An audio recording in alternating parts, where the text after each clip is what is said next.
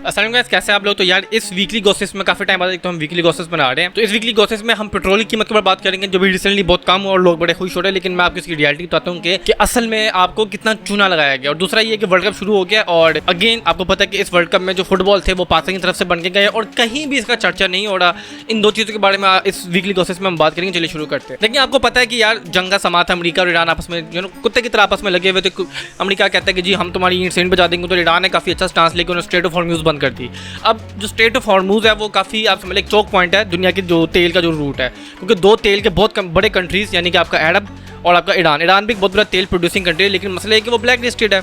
वो तेल जो है वो बहुत बेच पाता है, स्पेशली चीन, पाकिस्तान, हिंदुस्तान, इन सारे मुमालिकों को वो सपोर्ट करता है। बल्कि हमने तो इतनी बड़ी करप्शन की है जो ईरान और पाकिस्तान की, ईरान पाकिस्तान जो गैस पाइपलाइन है, हमने तो उसकी इतनी बड़ी करप्शन की है कि ईरान कहता है कि भाई इससे बेहतर हमें बनाने देते हैं, लेकिन पता कमीशनें भी तो हमने खानी थी। दूसरी बात ये है कि यार ये जो लोग कह रहे हैं कि 70 रुपये का कम हो गया, बहुत बड़ी पता नहीं तीर मार ली और पता नहीं दुनिया एक कर दी हमने। हकीकत ये है कि इस वक्त आलमी मार्केट में तेल बहुत नीचे आ गया है। जो जंग के वक्त पे 105 102 डॉलर पर बैरल था वो अब $72 पे आ गया। और मैं आपको चीज़ कहता हूँ कि आपने इसको खुद ही कैलकुलेट कर लेकर, मैं आपको इसकी कैलकुलेशन भी थोड़ी दिखा देता हूँ। आपको पता है पाकिस्तान जो है वो तेल इंपोर्ट करता है, जबकि पाकिस्तान में भी तेल बहुत ज़्यादा मिकदार में पाया जाता है। इतना नहीं पाया जाता, लेकिन पाकिस्तान जो है वो मेरे ख्याल से दुनिया का 25वां सबसे बड़ा मुल्क है जिसके पास सबसे ज़्यादा तेल का रिजर्व हैं। और पाकिस्तान का आपको पता है पाकिस्तान में दुनिया के कितने ज़्यादा रिजर्व है, लेकिन जारी बात है कि हमने उसको यूज़ करना तो नहीं है, हम तो इंपोर्ट करेंगे। जारी बात है क्योंकि हम बहुत कूल लोग हैं यार। हम इतने कूल है कि अगर जो चीज़ हमारे घर में भी पड़ी होगी ना, हम उसको नहीं वो चीज़ इस्तेमाल ही करेंगे, 7 समुंदर पार से वो सामान लेके आएंगे, जो कि पाकिस्तान में जारी बात है कि कॉस्ट पर पड़ के बहुत महंगी पड़ जाती है। तो तेल भी हम दरामद करते हैं, तो तेल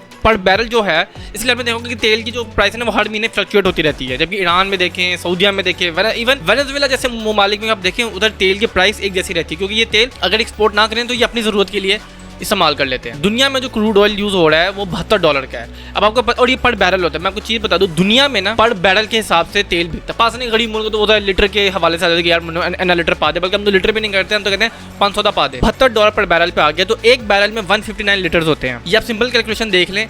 एक चीज़ मैं आपको बता दूं कि जब आपने कोई यूनिट प्राइस निकालनी होती है ना किसी चीज़ की, तो आपने क्या करना होता है कि जो यूनिट प्राइस है, जो अमाउंट है, उसको आपने जो उसकी जो यूनिट है उस पर आपने डिवाइड कर देना है। एक बैरल में 159 लीटर्स होते हैं। $72 का एक बैरल है, तो जो उसकी जो यूनिट प्राइस है ना, आपने उसकी कॉस्ट, जो कॉस्ट आपने फाइंड करनी है ना, आपने उस पर करना है, आपने लीटर पे फाइंड करना है। तो आपको पता है वो 159 लीटर है। तो अगर आप इसको डिवाइड करेंगे, अगर आप $72 पर बैरल का तेल को अगर आप लीटर पे लेके आएंगे ना डॉलर्स में, तो वो 0.45 बनेगा, यानी आधा डॉलर भी नहीं बनता। और फिर अगर आप इसको PKR में कन्वर्ट करें तो जाहिर बात है पास में तो है माशाल्लाह डॉलर भी बहुत महंगा है, 270 का तो डॉलर है, 280 का डॉलर है।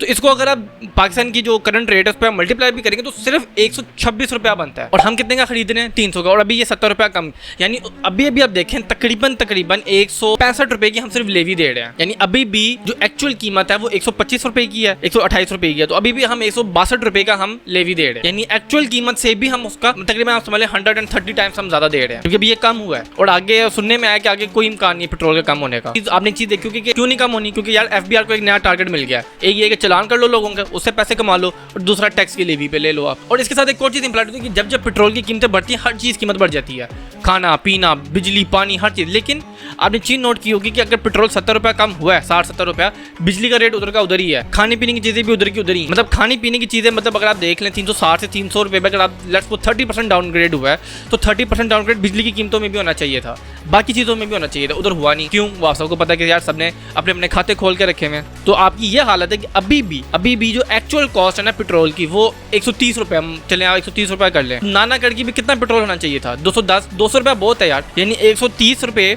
पे अगर आप 70 रुपया टैक्स ले रहे हैं, यानी 50% आप टैक्स ले रहे हैं, ये भी बहुत है यार। और अभी आप सबके घरों में बिल आए होंगे तो आपने चीज़ नोट की होगी कि बिल भी अगर आप उसमें सिर्फ टैक्सेस आप पढ़ लें ना, तो कम से कम एक बंदा जिसका 20,000 का बिल आया ना, तो उसमें भी 10,000 का टैक्स है। तो अगर किसी का 28,000 बिल आया तो उसकी एक्चुअल कॉस्ट 20,000 होती है, 19,000 होती है, बाकी 8 से 10,000 बिल आता है, टैक्स आता है। तो ये आपकी हालत है कि यार पेट्रोल अभी 70 रुपया कम हुआ, बहुत बड़ी बात है कि 70 रुपये कम किया, लेकिन उसके बावजूद भी इतना महंगा कि हम पूरी दुनिया से सबसे ज्यादा महंगा पेट्रोल बेच रहे हैं। और ये जो लोग कहते हैं ना कि यार अमेरिका में देखो $1 है, इधर देखो $2 है, इधर देखो इतना डॉलर है, तो पास में देखो आधा डॉलर है, उसकी रीजन ये है कि भाई वो डॉलर में कमाते हैं। आप पीकेआर में कमाते हो, $1 जो है ना वो कम से कम भी 280 पीकेआर का है, तो आप हमें भी डॉलर कमाने का मौका दें। बल्कि मैं ये चाहता हूँ कि पासन को चाहिए कि अपनी जो करेंसी है पीकेआर उसको खत्म कर दे, डॉलर से इक्वेट कर दे अपने आप को, कि डॉलर जितना होगा उतना हमारा, जितना आलमी मार्केट में डॉलर का रेट होगा ना उतना ही हम होगा। यानी आप यूएस डॉलर करेंसी यूज कर लें, पाकिस्तानी भी खुश हो जाएंगे, यार हम भी अमेरिकी डॉलर कमाते हैं। दूसरी खबर की तरफ चलते हैं कि यार फुटबॉल वर्ल्ड कप चल रहा है, फीफा वर्ल्ड कप चल रहा है और बहुत सारे अपसेट्स भी हो रहे हैं। मुझे टाइम नहीं मिला कि यार मैं फीफा वर्ल्ड कप के ऊपर बनाऊं, और दूसरा मुझे फुटबॉल की इतनी नॉलेज भी नहीं है। लेकिन मैं चीज कहना चाहता हूँ कि यार इस फीफा वर्ल्ड कप में भी मेजोरिटी फुटबॉल, बल्कि तकरीबन सारे फुटबॉल पाकिस्तान से बन के गए हैं।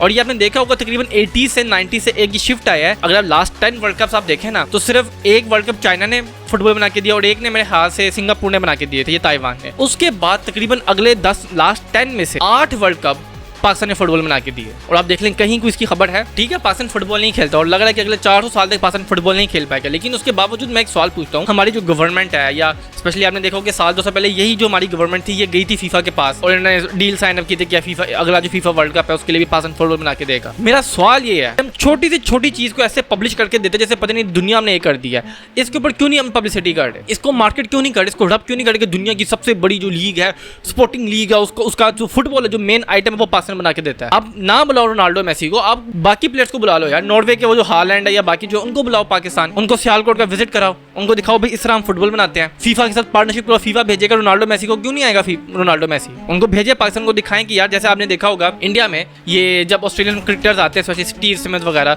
तो जिधर न्यू बैलेंस जो उनकी कंपनी है उधर उनको भेजा जाता है, उनको फैक्ट्री टूर दिया जाता है। इसी तरह जब बाबर आजम रिजवान जब ग्रे निकल्स के साथ खेलते थे तो जब इंग्लैंड ऑस्ट्रेलिया जाते थे तो उनकी फैक्ट्री टूर पे जाते थे। इस तरह आपका ब्रांड प्रमोट होता है आपका। आप यहाँ पे भंग पी के जो है वो सोए हैं, बस आप पाकिस्तानी को तंग करने में आप रखे हैं, पाकिस्तानी को बस चूसना है किसी ना किसी तरीके से। जो मेन काम था आपका कि यार आपने इतनी बड़ी डील साइन अप कर लिया, अल्लाह ने आपको मौका दे दिया कि भाई आपने कर ली इतनी बड़ी डील साइन अप, तो उसको मार्केट करो, उसको रब करो, बताओ जी पाकिस्तान दुनिया का वाहिद मुल्क है जो कुछ ना कुछ तो करते हैं। आप फीफा के साथ साइन अप करते हैं, वो फिर कहते हैं कि भाई आप अपने जो है ना जो बड़े स्टार प्लेयर्स हैं आप उनको पाकिस्तान भेजें, हम उनको दिखाएंगे कि भाई किस तरह फुटबॉल बनता है, वो आके हमारे फुटबॉल के साथ खेले तो होता है कुछ ना कुछ होते, इस तरह लोगों में शौक डेवलप होता है और आपको भी पता चलेगा कि भाई फुटबॉल खेलते किस तरह। तो यार दुख होता है कि यार जिधर इतनी बड़ी हमें मार्केट अपॉर्चुनिटी मिली है हम उसको अवेल ही नहीं कर रहे। बेसिकली हमें मार्केटिंग करनी नहीं आती। अगर मैं आपको लिख के देने को तैयार हूँ, अगर ये चाइना करता ना, चाइना तो चलो बहुत बड़ी मार्केट है, अगर ये इंडिया करता है, क्या मतलब इंडिया के कहीं भी पटियाला में या कहीं भी इधर उधर जो है ना दिल्ली में, बम्बई में या कहीं भी अरुणाचल प्रदेश में कहीं अगर फुटबॉल की इन्होंने बनाई हुई थी फैक्ट्री जहाँ पे फुटबॉल बना के फीफा को दे रहे होते, मैं लिख के देने को तैयार हूँ। इंडियंस ने इतना ढिंडोरा पीटना था, इतना ढिंडोरा पीटना था कि मैं कहता बस कर दो यार, तुम लोगों की तो टीम भी नहीं है फीफा में, फिर क्यों इतना ढिंडोरा पीट रहे हो, क्योंकि उनको मार्केटिंग करनी आती है, उनको चीज़ें रब करनी आती है। वो अलग बात है कि वो कुछ ज़्यादा ही रब करके बैठ जाते हैं। हमें मार्केटिंग करनी नहीं आती, हमारे पास सोना भी हो तो हमें उसको बेचना नहीं आता, अगले वाले कूड़े को भी सोने के भाव पे वो बेचते हैं, और हमारे पास अगर असली डायमंड भी हो ना हम उसको कूड़े के भाव पे बेचते हैं, क्योंकि चीज़ मैटर नहीं करती। ठीक है चीज़ एक हद तक मैटर करती है, लेकिन बाकी मैटर करती है आपकी मार्केटिंग स्किल्स। चलिए ठीक है गवर्नमेंट को तो इसका नहीं पता, तो जो नीचे जो बैठे हुए हैं आपके मार्केटर्स, अब तो इतनी मार्केट एजेंसीज हैं, इतनी मार्केटिंग आपको एडवाइजिंग कंपनीज मिल जाएंगी, आप उनसे कहें कि भैया आप इसको मार्केट करें, रब करें। खैर अगर आपको मेरी वीडियो पसंद आई है लाइक शेयर कमेंट सब्सक्राइब कर दीजिएगा। मैं मिलता हूँ आपको अपनी अगली वीडियो में, तब तक के लिए अलविदा।